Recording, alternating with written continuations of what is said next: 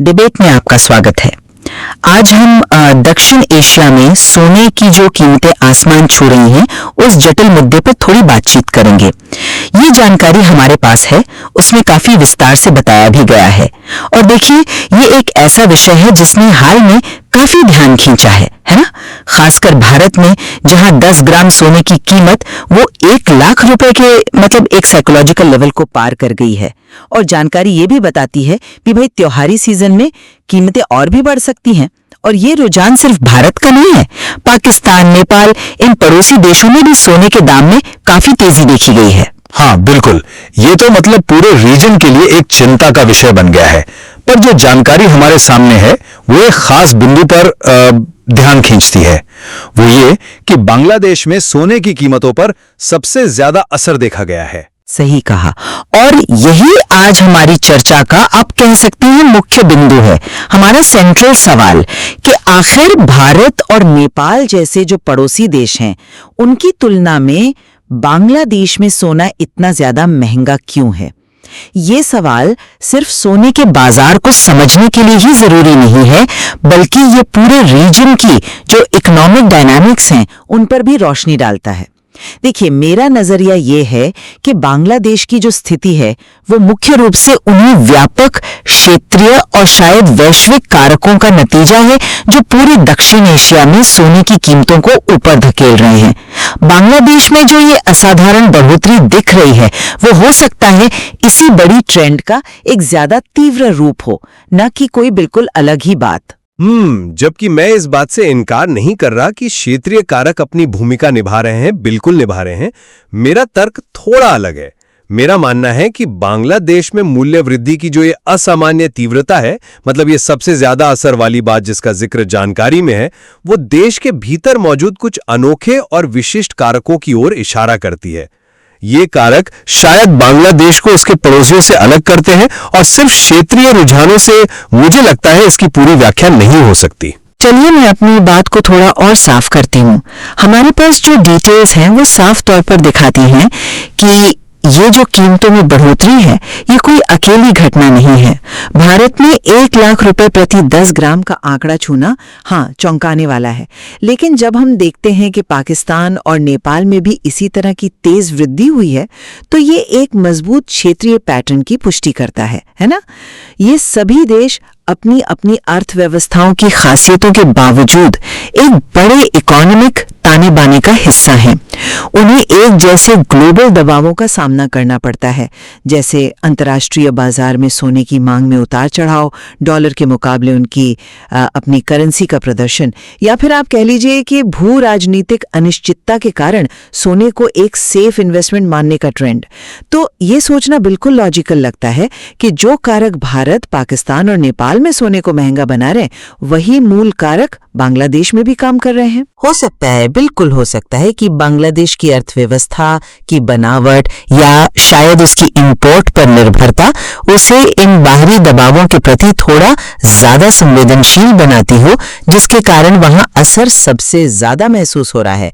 लेकिन ये है तो मूल रूप से उसी क्षेत्रीय लहर का हिस्सा। मैं आपके तर्क के इस हिस्से को समझता हूं कि क्षेत्रीय कारक एक बेसलाइन, एक आधार तैयार करते हैं। बिल्कुल, वैश्विक मांग, महंगाई का दबाव, डॉलर की मजबूती, ये सब निश्चित रूप से अपनी भूमिका निभाते हैं, इसमें कोई शक नहीं। लेकिन मैं उस बिंदु पर लौटना चाहूंगा जहां दी गई जानकारी कहती है सबसे ज्यादा असर बांग्लादेश में देखने को मिला है। मेरे लिए ये सिर्फ क्वांटिटी का अंतर नहीं है, ये क्वालिटी की ओर भी इशारा करता है। अगर ये सिर्फ क्षेत्रीय कारकों की थोड़ी ज्यादा सेंसिटिविटी का मामला होता तो क्या अंतर इतना नाटकीय होता कि उसे सबसे ज्यादा कहा जाए? जानकारी सिर्फ ये नहीं कह रही कि बांग्लादेश में कीमतें थोड़ी ज्यादा हैं, वो एक सुपरलेटिव, एक विशेषण का इस्तेमाल कर रही हैं। और फिर ये सीधा सवाल पूछती है, भारत और नेपाल की तुलना में क्यों ज्यादा महंगा? ये जो तुलनात्मक पहलू है, मेरे विचार में ये बहुत महत्वपूर्ण है। यह हमें सोचने पर मजबूर करता है कि क्या बांग्लादेश में कुछ लोकल तत्व भी काम कर रहे हैं। उदाहरण के लिए, क्या वहां इंपोर्ट ड्यूटी बहुत ज्यादा है, या लोकल डिमांड का पैटर्न कुछ ऐसा है जो कीमतों को और ऊपर ले जाता है, या शायद सप्लाई चेन में कुछ ऐसी दिक्कतें हैं जो खास तौर पर बांग्लादेश को प्रभावित करती हैं। जानकारी हमें इन डिटेल्स को तो नहीं देती, लेकिन उसका ये कहना कि असर सबसे ज्यादा है और फिर ये तुलनात्मक सवाल पूछना ये सुझाव देता है कि हमें शायद सिर्फ क्षेत्रीय कारकों से आगे देखने की जरूरत है। ये बात सोचने वाली है कि स्रोत सबसे ज्यादा असर शब्द का इस्तेमाल करता है और तुलनात्मक सवाल भी उठाता है। लेकिन क्या इस वाक्यांश का मतलब जरूरी तौर पर यह निकाला जाना चाहिए कि कारण पूरी तरह से अलग है? देखिए, जैसा मैंने पहले कहा, ऐसा बिल्कुल मुमकिन है कि एक जैसे क्षेत्रीय या वैश्विक दबाव अलग अलग अर्थव्यवस्थाओं पर उनकी संरचना, उनकी नीतियों और उनकी बाहरी दुनिया से जुड़ाव के आधार पर अलग अलग असर डालें। मान लीजिए ग्लोबल अनिश्चितता बढ़ती है, जिससे सोने की मांग एक सुरक्षित निवेश के रूप में बढ़ती है। ये पूरे क्षेत्र को प्रभावित करेगा, ठीक है। लेकिन अगर बांग्लादेश की अर्थव्यवस्था में मान लीजिए फॉर्मल फाइनेंशियल इंस्ट्रूमेंट्स तक लोगों की पहुंच कम है, तो शायद वहां के लोग फिजिकल सोने में ज्यादा निवेश करें, जिससे लोकल डिमांड और बढ़ जाए। या हो सकता है कि करेंसी में उतार चढ़ाव का असर वहां ज्यादा महसूस होता हो।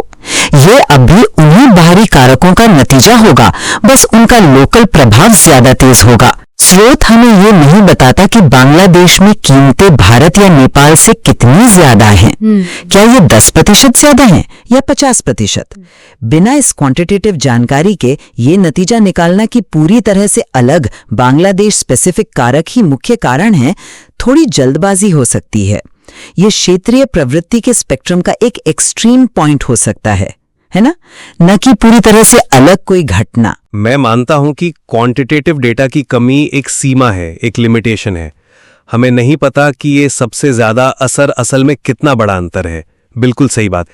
लेकिन जानकारी का जो लहजा है और उसका सवाल पूछने का तरीका क्यों ज्यादा महंगा, वो मुझे ये सोचने पर मजबूर करता है कि ये सिर्फ एक सामान्य वेरिएशन से ज्यादा कुछ है। ये एक पहेली की तरह पेश किया गया है। अगर भारत, जो खुद इतना बड़ा सोने का कंज्यूमर है और जहां कीमतें रिकॉर्ड स्तर पर पहुंच गई हैं, उसके बावजूद बांग्लादेश में असर सबसे ज्यादा है, तो ये अंतर ध्यान देने लायक होना चाहिए। आपने स्थानीय कारकों की संभावनाओं का जिक्र किया, जैसे ऊंची इंपोर्ट ड्यूटी या खास डिमांड पैटर्न या सप्लाई चेन के मुद्दे। ये ऐसे कारक हैं जो वाकई एक देश को दूसरे से अलग कर सकते हैं, भले ही वे एक जैसे क्षेत्रीय दबावों का सामना कर रहे हों। उदाहरण के लिए, क्या बांग्लादेश में सोने के इंपोर्ट पर टैरिफ का स्ट्रक्चर भारत या नेपाल से काफी अलग है? क्या वहां सोने की स्मगलिंग का मुद्दा कीमतों को बिगाड़ता है? या क्या लोकल मार्केट में कुछ ऐसे रेगुलेटरी पहलू हैं जो लागत बढ़ाते हैं? ये ऐसे खास सवाल हैं जो स्रोत के सबसे ज्यादा असर वाले ऑब्जर्वेशन से स्वाभाविक रूप से पैदा होते हैं। सिर्फ क्षेत्रीय संवेदनशीलता के अंतर से इसे समझाना, मुझे लगता है स्रोत द्वारा उजागर की गई जो विशिष्टता है उसको कम आंकना है। आपने कुछ महत्वपूर्ण संभावित स्थानीय कारकों का उल्लेख किया। टैरिफ, तस्करी, नियमन, ये निश्चित रूप से कीमतों को प्रभावित कर सकते हैं, इसमें कोई दो राय नहीं। लेकिन यह मुख्य बात यह है कि हमारे पास जो जानकारी है वो इन कारकों की पुष्टि नहीं करती है।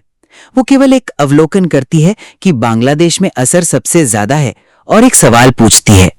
इस सीमित जानकारी के आधार पर सबसे मजबूत और डेटा समर्थित तर्क, मुझे लगता है, यही रहता है कि हम एक क्षेत्रीय घटना देख रहे हैं। भारत में 1 लाख का आंकड़ा, पाकिस्तान और नेपाल में वृद्धि, ये सब एक व्यापक तस्वीर पेश करते हैं। अगर हम केवल बांग्लादेश की विशिष्टता पर बहुत ज्यादा ध्यान केंद्रित करते हैं, तो हम उस बड़े कॉन्टेक्स्ट को, उस बड़े संदर्भ को खोने का जोखिम उठाते हैं। क्या यह संभव नहीं है कि बांग्लादेश में सोने का बाजार शायद छोटा होने या कम लिक्विड होने के कारण बाहरी झटकों पर ज्यादा तेजी से प्रतिक्रिया करता हो?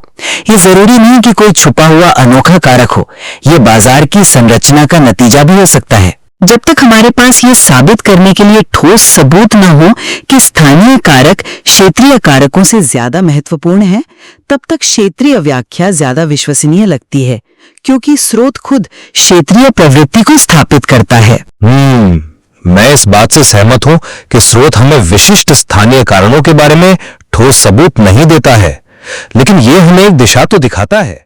यह हमें बताता है कि यहां कुछ ऐसा है जिसकी और गहराई से जांच की जानी चाहिए।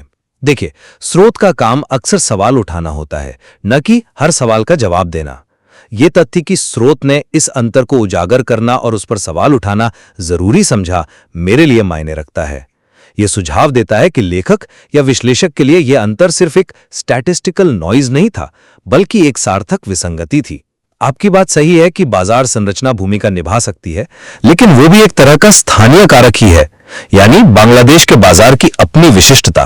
क्षेत्रीय व्याख्या एक बेसलाइन देती है, लेकिन वो उस एक्स्ट्रा हिस्से की व्याख्या नहीं करती जिसे स्रोत उजागर कर रहा है। उस एक्स्ट्रा हिस्से को समझने के लिए कि वो सबसे ज्यादा असर क्यों है, हमें उन संभावित स्थानीय कारकों पर विचार करना होगा, भले ही स्रोत उनका विवरण ना दे। ये हमें एक ज्यादा पूरी तस्वीर की ओर ले जाता है, भले ही वो तस्वीर अभी अधूरी हो। ये दिलचस्प है कि आप बाजार संरचना को भी एक स्थानीय कारक मान रहे हैं। शायद हमारे बीच की असहमति का एक हिस्सा इस बात पर भी निर्भर करता है कि हम क्षेत्रीय और स्थानीय कारकों को कैसे परिभाषित करते हैं। मेरे लिए यदि बाहरी क्षेत्रीय दबाव जैसे वैश्विक मांग स्थानीय बाजार संरचना के कारण बांग्लादेश में कीमतों को ज्यादा बढ़ाते हैं, तो प्राथमिक चालक अभी भी क्षेत्रीय है, भले ही प्रभाव स्थानीय रूप से तीव्र हो। लेकिन मैं समझ रही हूं कि आप इस बात पर जोर दे रहे हैं कि परिणामी अंतर इतना महत्वपूर्ण हो सकता है कि वो स्थानीय विशेषताओं, चाहे वो बाजार संरचना हो, नीतियां हो या मांग हो, को प्राथमिक व्याख्यात्मक कारक बना दे। ये व्याख्या का एक वैलिड पॉइंट है। हालांकि मैं अभी भी इस बात पर कायम हूं कि स्रोत का मुख्य जोर, जैसा कि भारत, पाकिस्तान और नेपाल के उल्लेख से स्पष्ट है, व्यापक क्षेत्रीय प्रवृत्ति पर है। बांग्लादेश का मामला उस प्रवृत्ति के भीतर एक ध्यान देने वाला उदाहरण जरूर है, लेकिन उसे उस प्रवृत्ति से अलग करके देखना शायद सही ना हो। हाँ, शायद ये परिभाषा का भी सवाल है, बिल्कुल। लेकिन मेरे लिए जब स्रोत स्पष्ट रूप से तुलना करता है भारत और नेपाल के तुलना में बांग्लादेश, तो ये हमें स्थानीय संदर्भ पर ध्यान केंद्रित करने के लिए आमंत्रित करता है। ये सिर्फ ये नहीं कह रहा है कि बांग्लादेश प्रभावित है, ये कह रहा है कि ये अधिक प्रभावित है और पूछ रहा है क्यों। ये तुलनात्मक दृष्टिकोण ही स्थानीय कारकों के महत्व को बढ़ाता है। अगर हम सिर्फ क्षेत्रीय कारकों पर ध्यान केंद्रित करते हैं तो हम इस तुलनात्मक प्रश्न का पूरी तरह से जवाब नहीं दे पाते हैं। क्षेत्रीय कारक बताते हैं कि कीमतें क्यों बढ़ रही हैं हर जगह, लेकिन वे पूरी तरह से ये नहीं समझाते कि वे बांग्लादेश में तुलनात्मक रूप से इतनी ज्यादा क्यों बढ़ रही हैं। उस अंतर को पाटने के लिए हमें स्थानीय डायनामिक्स पर विचार करना ही होगा, भले ही वे क्षेत्रीय दबावों के साथ मिलकर काम कर रहे हों। तो अगर मैं अपनी स्थिति को संक्षेप में कहूं, तो इस चर्चा से ये स्पष्ट होता है कि सोने की कीमतों में वृद्धि निस्संदेह एक व्यापक दक्षिण एशियाई घटना है। भारत में रिकॉर्ड कीमतें, पाकिस्तान और नेपाल में वृद्धि, ये सब इस बात की पुष्टि करते हैं। जानकारी के अनुसार बांग्लादेश में कीमतें सबसे अधिक हैं। हाँ, लेकिन इसे उस साझा आर्थिक दबाव के संदर्भ में देखना महत्वपूर्ण है जो पूरे क्षेत्र को महसूस हो रहा है। यह मुख्य रूप से डिग्री का मामला हो सकता है, न कि पूरी तरह से अलग कारणों का। स्रोत का जो व्यापक संदेश है वो क्षेत्रीय प्रवृत्ति के बारे में ही प्रतीत होता है। और मेरे नजरिए से इस चर्चा ने इस तथ्य को और पुख्ता किया है कि जानकारी का बांग्लादेश में सबसे ज्यादा असर पर जोर देना और खास तौर पर यह पूछना कि वहां कीमतें भारत और नेपाल से ज्यादा क्यों हैं, यह महत्वपूर्ण है। ये इशारा करता है कि सामान्य क्षेत्रीय रुझानों के अलावा बांग्लादेश के भीतर कुछ विशिष्ट स्थानीय कारक जरूर होने चाहिए, चाहे वो नीतियां हो, बाजार की संरचना हो या मांग की गतिशीलता हो, जो सोने की इन असाधारण रूप से ऊंची कीमतों में योगदान कर रहे हैं। ये मात्रात्मक अंतर जिसे स्रोत उजागर करता है इतना महत्वपूर्ण है कि इसे केवल एक सामान्य प्रवृत्ति की भिन्नता कहकर खारिज नहीं किया जा सकता। हम कम से कम इस बात पर तो पूरी तरह सहमत हैं कि पूरे दक्षिण एशिया में सोने की कीमतों में खासी बढ़ोतरी हुई है, जैसा कि हमारे पास मौजूद जो भी जानकारी है वो स्पष्ट रूप से दर्शाती है। भारत का 1 लाख रुपए का आंकड़ा और पाकिस्तान तथा नेपाल का उल्लेख इस व्यापक रुझान को रेखांकित करते हैं। का मानना है, या क्या वे काफी हद तक देश विशिष्ट कारकों का नतीजा है जो इसे क्षेत्र के अन्य देशों से अलग करते हैं, जैसा कि मेरा मानना है और जैसा कि स्रोत का सवाल हमें सोचने पर मजबूर करता है। निश्चित रूप से ये चर्चा ये दर्शाती है कि कैसे आर्थिक रुझानों की, खासकर जब सीमित जानकारी के साथ उन्हें पेश किया जाता है, व्याख्या अलग अलग नजरियों से की जा सकती है। ये जानकारी बांग्लादेश में सोने की कीमतों को लेकर एक वाकई दिलचस्प सवाल हमारे सामने रखती है। बिल्कुल, बांग्लादेश में सोने की कीमतों को वास्तव में कौन से विशिष्ट कारक चला रहे हैं और वे भारत और नेपाल की तुलना में इतने अलग क्यों हैं? इसे पूरी तरह से समझने के लिए शायद इस जानकारी के भीतर और ज्यादा गहरे विश्लेषण ये संभवतः कुछ अतिरिक्त डेटा की जरूरत होगी। ये स्पष्ट है कि एक बहुआयामी मुद्दा है जिसके कई पहलू हो सकते हैं। अंतिम निष्कर्ष हमेशा की तरह हम अपने श्रोताओं पर छोड़ते हैं कि वे प्रस्तुत तर्कों और उपलब्ध जानकारी के आधार पर अपना खुद का मूल्यांकन करें।